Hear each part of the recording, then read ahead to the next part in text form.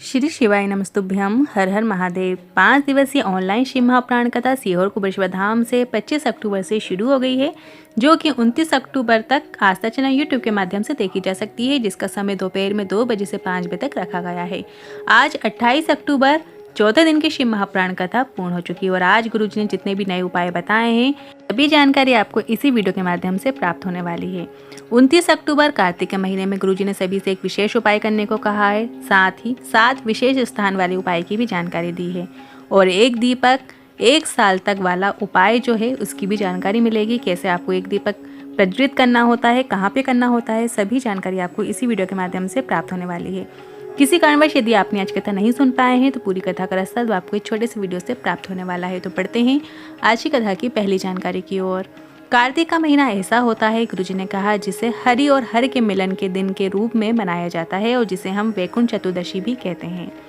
बढ़ते हैं आज की कथा की दूसरी जानकारी की ओर। जैसे मंदिर में 5 वृक्ष के नीचे दीपदान किया जाता है, मंदिर में या अपने घर में दीपदान किया जाता है, तो कभी भूलवश कार्तिक के महीने में 5 दीपदान हो जाते हैं तो उसे भगवान अक्षय बना देते हैं। तो आपको कार्तिक के महीने में 5 दीपक किसी भी दिन प्रज्वलित ज़रूर करना होता है। कहाँ कहाँ करना होता है वो भी आप जानेंगे। अब दीपक आपको शाम के समय प्रज्वलित करना है, प्रदोष काल के समय प्रज्वलित करना है। दीपक आपको लंबी बाती के बनाना है और 5 दीपक आप चाहो तो भोलेनाथ के मंदिर में प्रज्वलित कर सकते हैं या फिर 5 अलग अलग स्थान पर भी प्रज्वलित कर सकते हैं। जैसे गुरुजी ने बताया है कि पहला दीपक आपको घर के मंदिर में या भोलेनाथ के मंदिर में प्रज्वलित करना होता है। दूसरा दिया आपको बेलपत्र या आंवले के वृक्ष के नीचे अर्पित करना है। तीसरा दिया आपको पीपल या वट वृक्ष, दोनों में से किसी भी एक वृक्ष के नीचे आप प्रज्वलित कर सकते हैं। चौथा दिया आपको अपने घर के तुलसी क्यारे में, तुलसी के सामने आपको प्रज्वलित करना है और 5वां दिया आपको मुख्य द्वार में, अपने घर के मुख्य द्वार के बाहर प्रज्वलित करना है। यदि आप ये 5 स्थान आपको नहीं मिल पा रहे हैं, मतलब जैसे बेलपत्र या आंवले का वृक्ष नहीं है, पीपल या वट वृक्ष के नीचे आप नहीं जा पा रहे हैं, तो ये जो 5 दिए हैं आपको, उनके निमित्त आप भोलेनाथ के मंदिर में सामने प्रज्वलित कर सकते हैं। दोनों तरीके में से आपको जो उचित लगे आप वहाँ पे कर सकते हैं। आप अपने घर के मंदिर में तो लगाते ही हैं। दूसरा दिया आपको बेलपत्र के वृक्ष के नीचे लगा देना है। तीसरा दिया आप पीपल या वट वृक्ष के नीचे लगा देना है। चौथा दिया तुलसी क्यारे के सामने लगा देना और 5वां दिया अपने घर के जो मुख्य द्वार होता है वहाँ पे आपको लगा देना है। यदि ये 5 दिया आप अलग अलग जगहों पे नहीं लगा सकते हैं तो भोलेनाथ के मंदिर में 5 दिया आप एक साथ प्रज्वलित कर सकते हैं। अब बढ़ते हैं अगली तीसरी जानकारी की ओर। हाँ, और आप ये जो 5 दिए प्रज्वलित करना है, आप चाहो तो 29 अक्टूबर कार्तिक के महीने में आप किसी भी दिन कर सकते हैं, तो आप 29 अक्टूबर के दिन भी कर सकते हैं। 30 अक्टूबर आंवला नवमी है तो इस दिन भी आप ये प्रज्वलित कर सकते हैं। अब बढ़ते हैं अगली तीसरी जानकारी की ओर। गुरुजी ने कहा, यदि कोई बहुत गरीबड़ा भी है, खाने तक के भी नहीं है या फिर बहुत ज़्यादा परेशानियों में जीवन चल रहा है, 7 स्थान गुरुजी ने बताए हैं। एक बेलपत्र का वृक्ष, दूसरा शमी वृक्ष, तीसरा पीपल, चौथा आंवला, 5वां वट वृक्ष, 6वां शंकर भगवान का जो मंदिर है और 7वां अपने घर के दरवाजे के बाहर। इन 7 स्थानों में से एक कोई स्थान चुन लो और रोज प्रदोष काल में 1 साल तक दीपक लगाना शुरू कर दो। घर में धन संपदा की वृद्धि होकर ही रहती है, यह निश्चितता है। गुरुजी ने कहा है, हम तो ऐसा भी कहते हैं, उस दीपक में खूब घी भरो। ऐसा नहीं है, आप तो सिर्फ जो बत्ती होती है उसे घी में गीला करो और लगा दो। इनमें से जो 7 जगह गुरुजी ने बताई है, या तो बेलपत्र या शमी या पीपल या आंवला या वट वृक्ष या शंकर भगवान का मंदिर या घर के दरवाजे के बाहर, इनमें से 7 जगहों में से किसी भी एक जगह पे आपको नियम बना लेना है। 1 साल तक आपको दिया प्रज्वलित करना है। लगा के तो देखो, गुरुजी ने कहा। ऐसा भी नहीं कि खूब घी भर के करो, सिर्फ बत्ती को गीला करके ही प्रज्वलित कर दो, इतना ही काफ़ी है। श्री शिवाय नमस्तुभ्यम बोलते रहो, नाम जाप करते रहो। अब बढ़ते हैं अगली चौथी जानकारी की ओर। कई प्रश्न आ रहे हैं कि क्या अभी सीहोर कुबेश्वर धाम में रुद्राक्ष मिल जाएंगे, तो हम आपको बता दें, अभी या फिर भविष्य में जब भी सीहोर कुबेश्वर धाम में ऑनलाइन शिव महापुराण कथा होगी तब रुद्राक्ष वितरण बंद रहेगा। कोई बड़ा पर्व आता है या कोई बड़ा महोत्सव आता है, उस दिन एक दिन पहले से रुद्राक्ष वितरण बंद हो जाता है और एक दिन बाद तक रुद्राक्ष वितरण बंद रहते हैं। बाकी दिनों में रोज आपको रुद्राक्ष सुबह 10 बजे से शाम 4 बजे के बीच में मिल जाते हैं, तो आप कभी भी जाकर ले जा सकते हैं।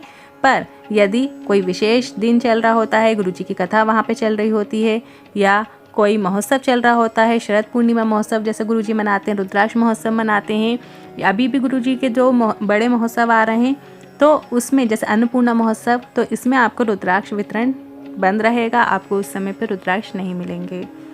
और इसके बाद गुरुजी की जो अगली शिव महाप्राण कथा है वो 14 नवंबर से 20 नवंबर देवघर झारखंड में शिव महाप्राण कथा होने जा रही है।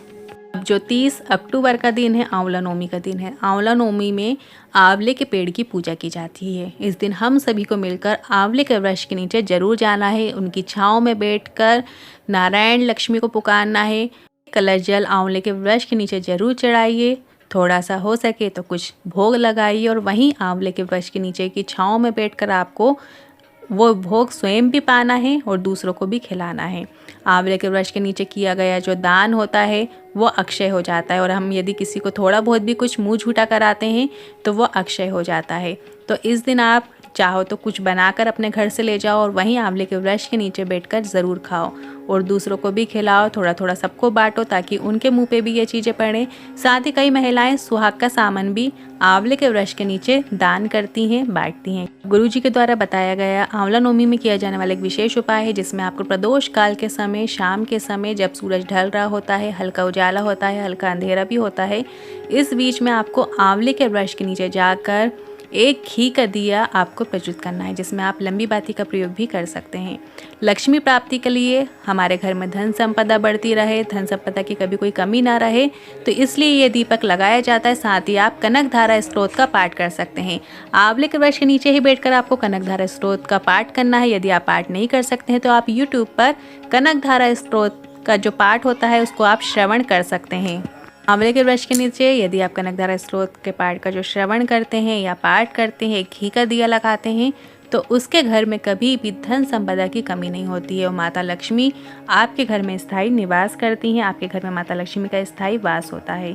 तो ये उपाय ज़रूर कीजिएगा। साथ ही आप माता लक्ष्मी के निमित्त थोड़ा सा शहद का भोग आंवले के वृक्ष के नीचे जरूर लगाइएगा। आप चाहो तो एक फूल की पंखड़ी लीजिए, उसमें थोड़ा सा शहद रखकर भी आंवले के वृक्ष के नीचे आप भोग लगा सकते हैं, क्योंकि माता लक्ष्मी को शहद अति प्रिय है। तो आप जब नारायण का वास है तो लक्ष्मी भी वहाँ वास करती ही हैं, तो आप लक्ष्मी जी के निमित्त आप थोड़ा सा शहद का भोग ज़रूर लगाइएगा और फिर देखिएगा आपको कैसे नहीं धन संपदा की प्राप्ति होती।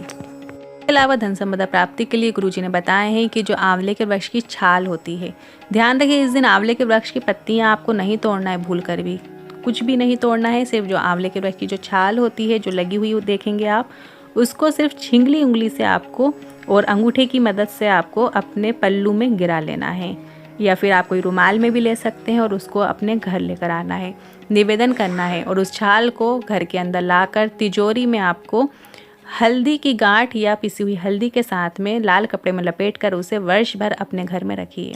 इससे भी धन संपदा खिंची चली आती है और धन संपदा बढ़ती ही रहती है। तो ये जो उपाय है या आंवला नवमी के दिन किए जाने वाले विशेष उपाय हैं, इससे इस दिन किया गया जो दान होता है, पुण्य होता है, वो कभी क्षय नहीं होता, क्योंकि यह अक्षय नवमी कहलाती है। जो भी हम दान करते हैं, नाम जाप करते हैं, पुण्य का कार्य करते हैं, ये कभी क्षय नहीं होता। तो ये विशेष उपाय आप 30 अक्टूबर आंवला नवमी के दिन कीजिएगा।